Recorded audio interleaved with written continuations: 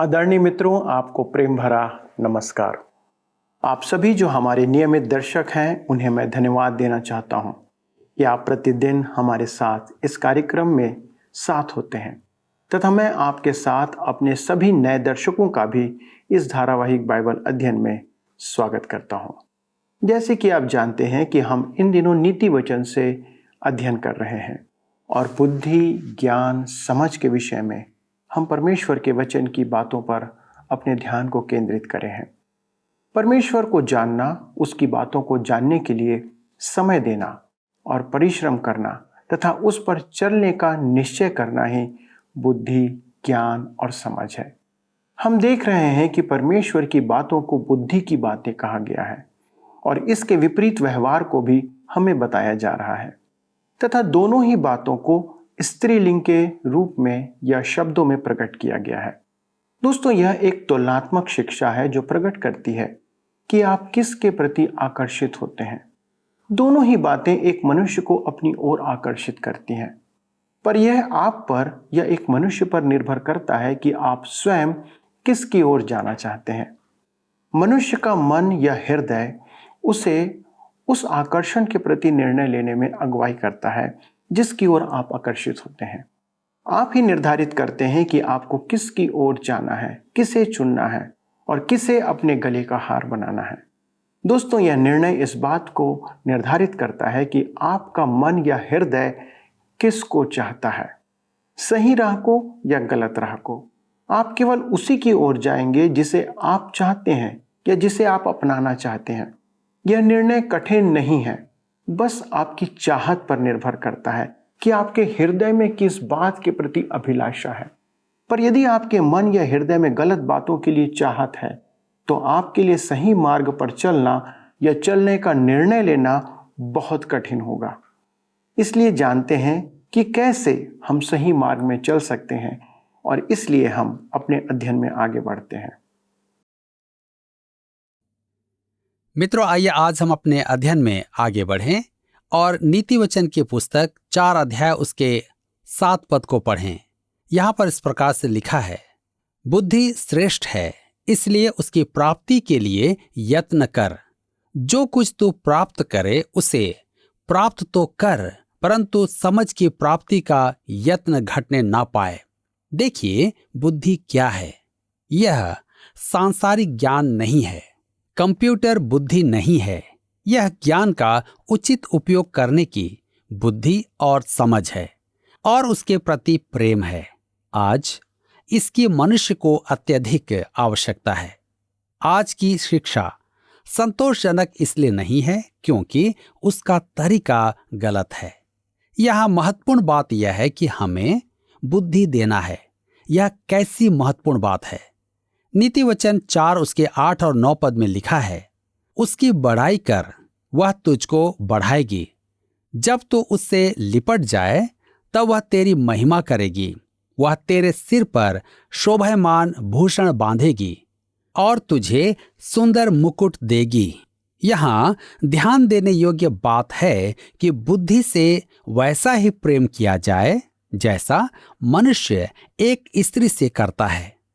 नए नियम में इससे विचार में परिवर्तन आता है क्योंकि प्रभु यीशु बुद्धि है और हमें प्रेम करता है।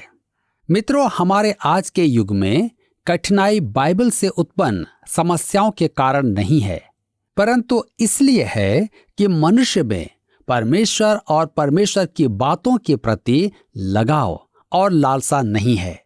जब मन में प्रेम होगा तब यह पुस्तक समझ में आने लगेगी क्योंकि परमेश्वर का आत्मा इसका शिक्षक है।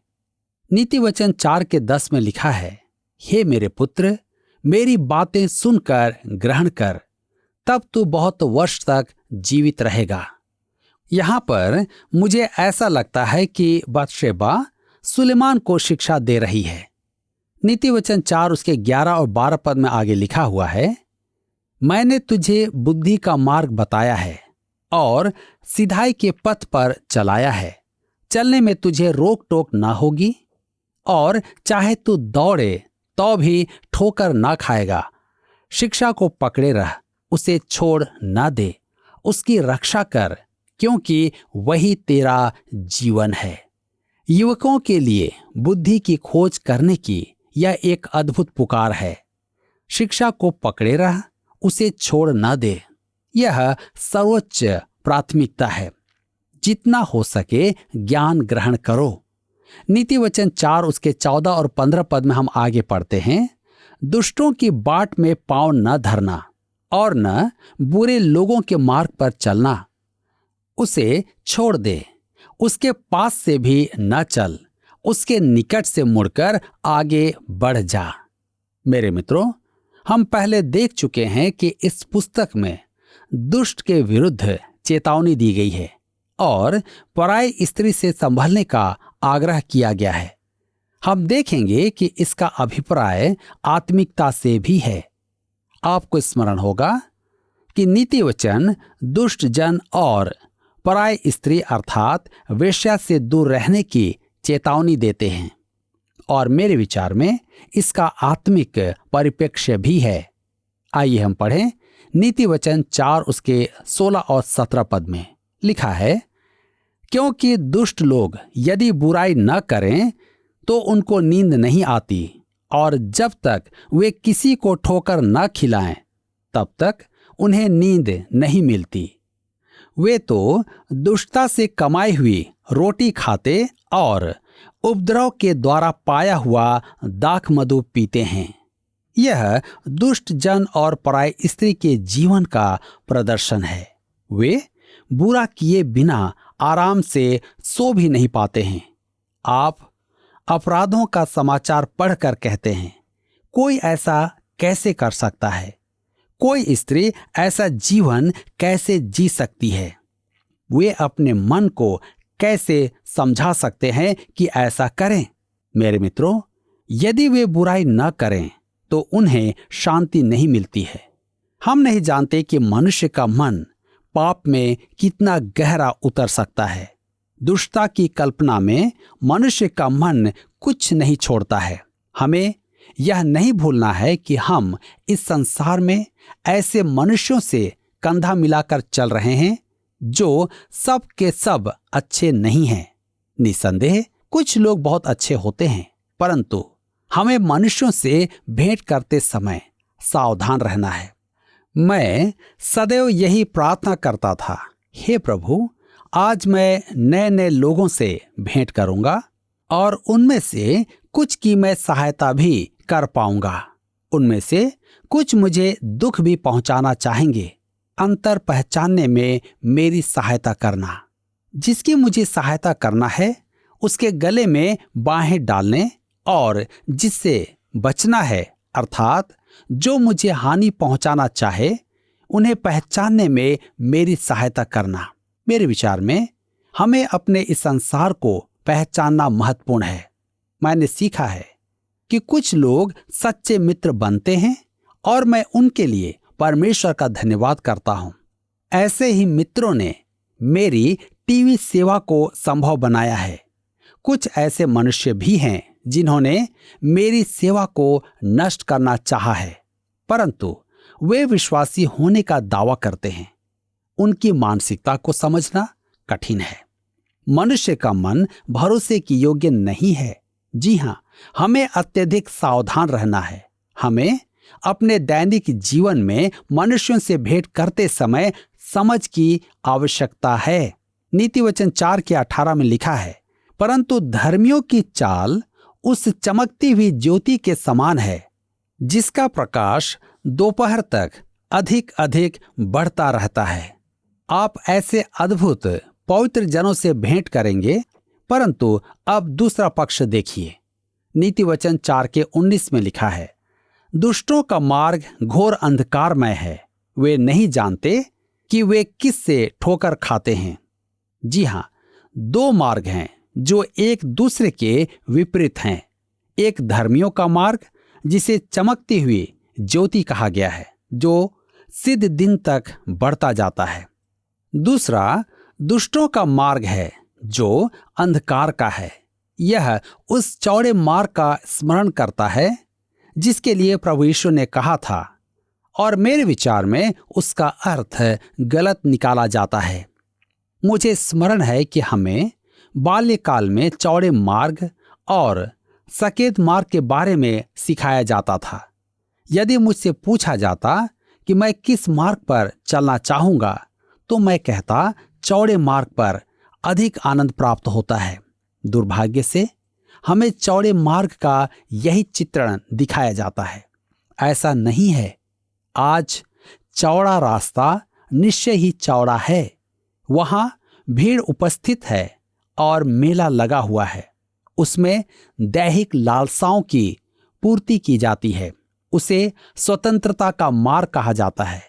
हमें सुनने को मिलता है कि हम एक नए युग में वास कर रहे हैं, जिसमें हम जैसा चाहें वैसा कर सकते हैं। यह निश्चय ही चौड़ा मार्ग है।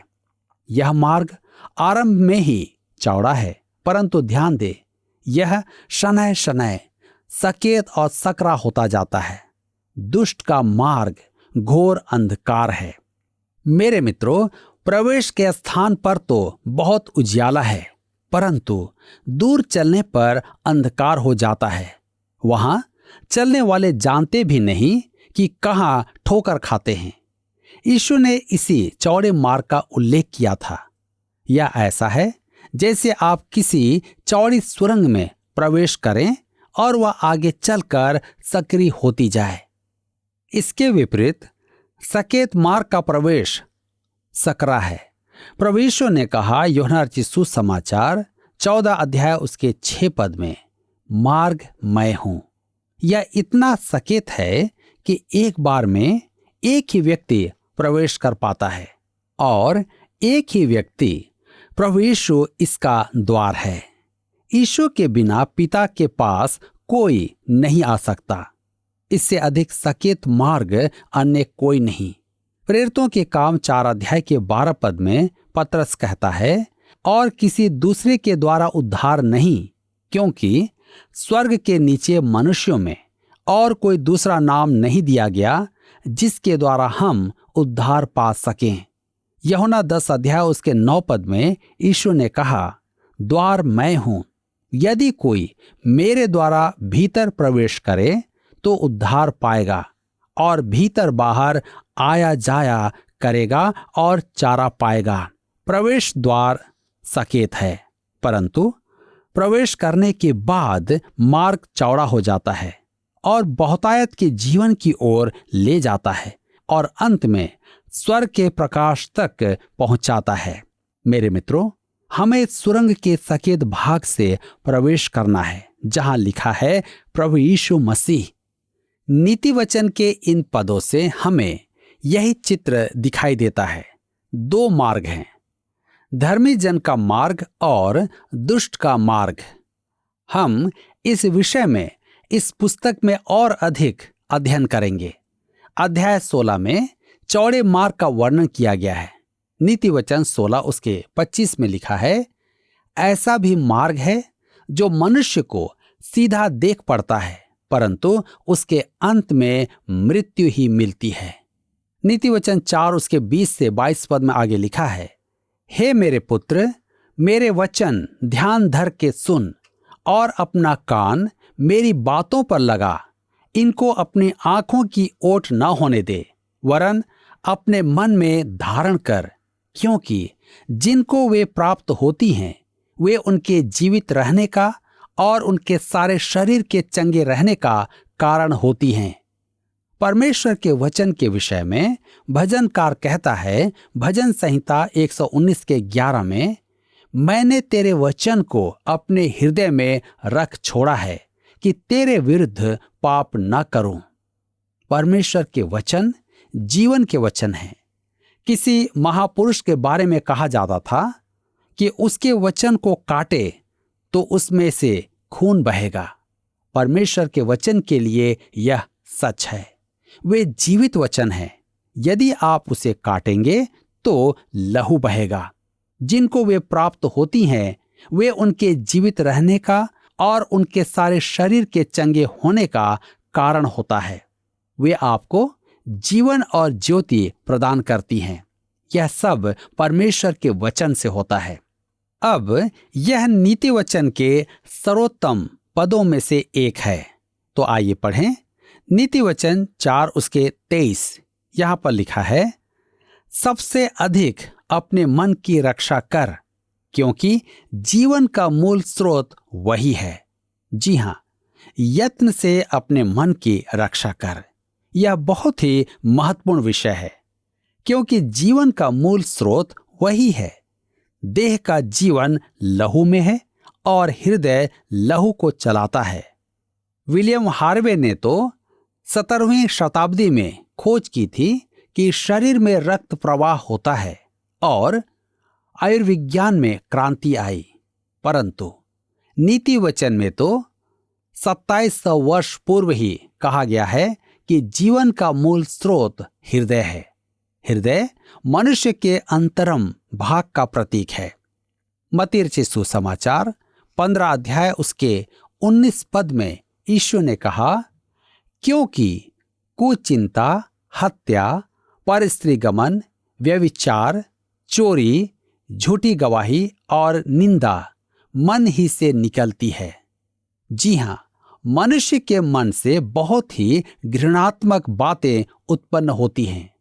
हृदय या मन मनुष्य के व्यक्तित्व का मूल है। अतः हमें अपने मन की यत्न से चौकसी करना है। हम जो सुनते हैं वह महत्वपूर्ण है। हम जो सीखते हैं वह महत्वपूर्ण है। हम जो देखते हैं वह महत्वपूर्ण है। हमें यह समझना है कि इसी मन से जीवन की सब महान समस्याएं उत्पन्न होती हैं। हम इस सत्य से न चूकें कि हार्वे द्वारा शरीर में रक्त प्रवाह की खोज करने से कई वर्षों पहले नीति वचन की पुस्तक हृदय का उल्लेख करती है, जिसे शताब्दियों बाद विज्ञान ने सत्य सिद्ध किया। नीति वचन वरन संपूर्ण बाइबल में आप विज्ञान विरोधी या गलत अवलोकन नहीं पाएंगे। नीति वचन 4 के 24 में लिखा है, टेढ़ी बात अपने मुंह से मत बोल और चालबाजी की बातें कहना तुझसे दूर रहे। मेरे मित्रों, जीवन के विषय मन से उत्पन्न होते हैं और मुंह उनको व्यक्त करता है। एक कहावत है, मन के कुएं में जो है वह मुंह की बाल्टी से बाहर आता है। यह कैसा सत्य है कि मुंह आगे या पीछे मन का भेद खोल ही देता है।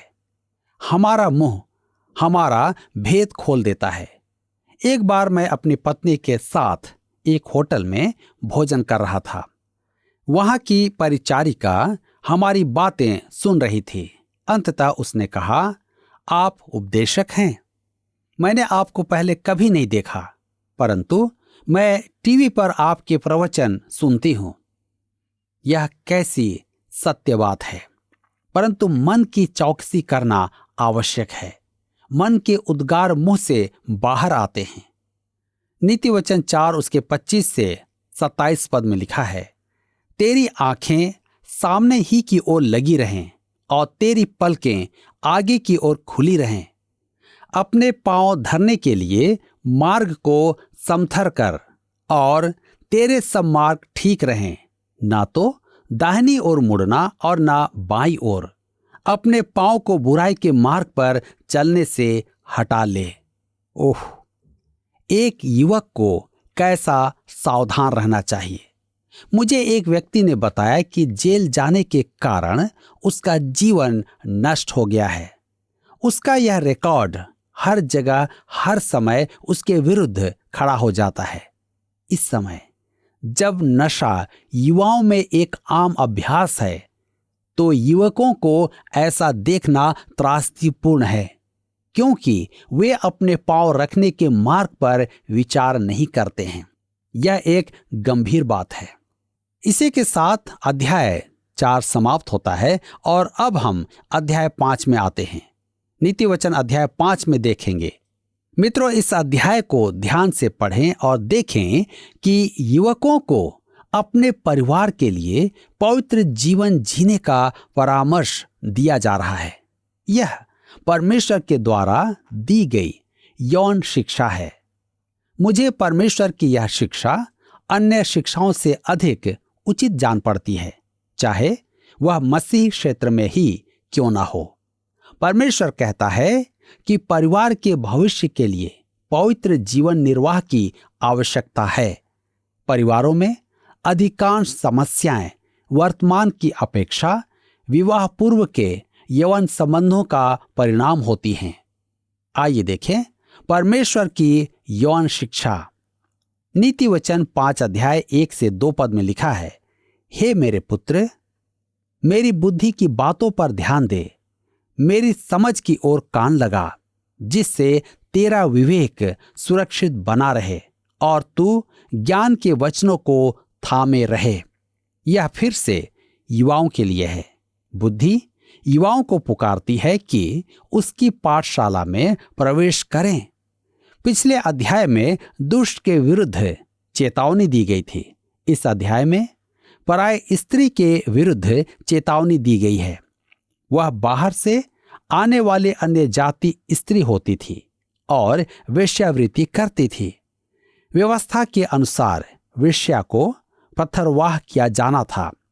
इस्राएल परमेश्वर से दूर होकर अधिकाधिक अनैतिकता में गिर गया था और इस्राएली स्त्रियां भी वेश्यावृत्ति में आ गई थीं, जैसा कि नीति वचन 2 उसके 17 में कहा गया है।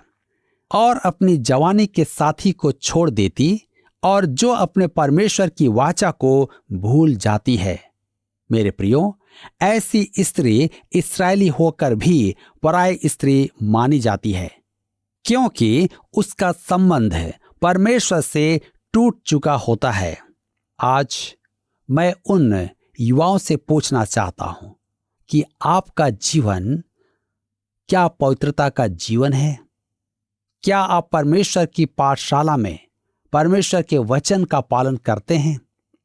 यदि आज आप भी अपने जीवन में अनैतिकता का जीवन जी रहे हैं तो निश्चय यह वचन आपके लिए है।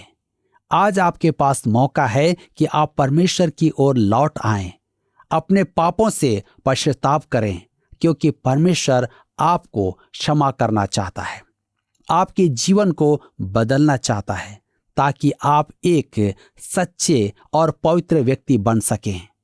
इस वचन के द्वारा परमेश्वर आप सबकी सहायता करें ताकि आप एक सही निर्णय ले सकें।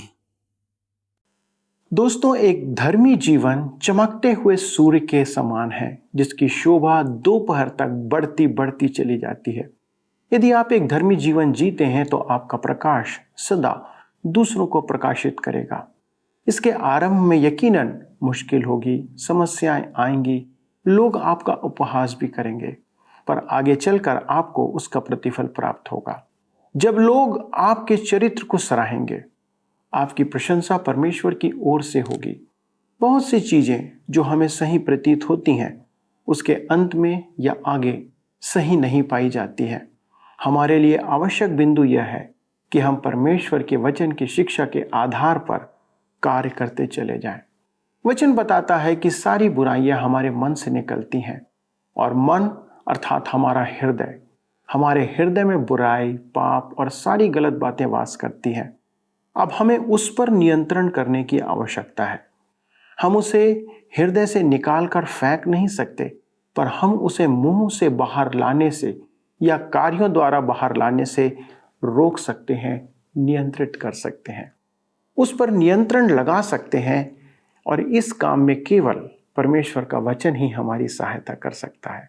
दोस्तों, आइए हम प्रतिज्ञा करें कि हम उन सभी अशोभनीय बातों पर नियंत्रण रखेंगे और इसके लिए परमेश्वर से प्रार्थना करें।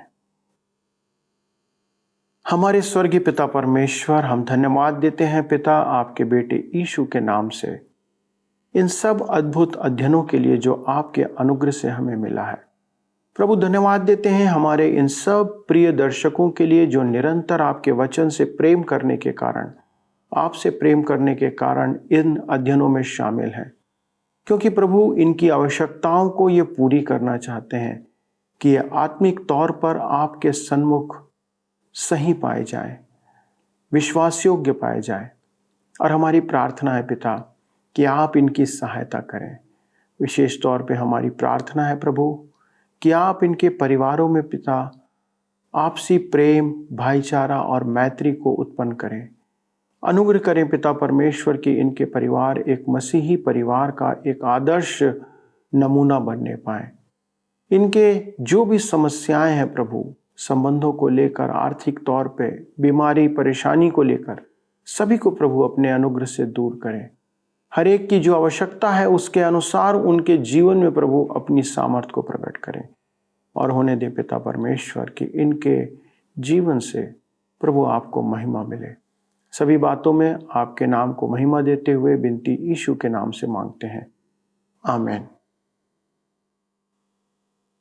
दोस्तों, आज के अध्ययन के ऊपर यदि आपके पास कोई प्रश्न है और यदि प्रश्न नहीं भी है तो कृपया हमें फ़ोन करके सूचित करें कि आज आपने कौन सी नई बातें सीखी है। उसके लिए फ़ोन, SMS, व्हाट्सएप और पत्र का आप उपयोग कर सकते हैं। प्रभु आपको आशीष दे।